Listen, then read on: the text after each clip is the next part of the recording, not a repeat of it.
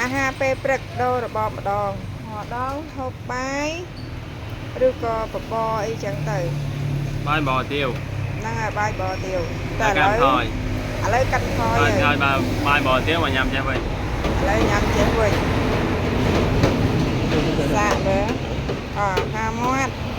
ញ៉ាំអស់នឹងកើតទេតែបរអូមែនណាមានរបៀបកឹងហើយរបៀបកឹងពេលឲ្យមិនយ៉ាងឯងបងនេះចាក់ញ៉ាំមួយម៉ាត់សាកញ៉ាំមួយម៉ាត់អីបបរចាក់ញ៉ាំមួយញ៉ាំមួយម៉ាត់ទៅហឹបញ៉ាំបងអូនអស់ហើយបងអូនអស់គ្នា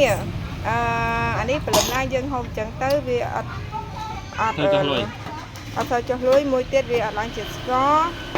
មួយទៀតជួយសម្រករាងដែរអ្នកដែលចូលចិត្តសម្រករាងអីគាត់អាចហូបចឹងបានទៅសក់សាឡាត់ហើយពងទាជាមួយចេកហ្នឹងហើយណាខ្ញុំបដូររបបអាហារពេលព្រឹកហើយចាប់ពីពេលនេះតទៅ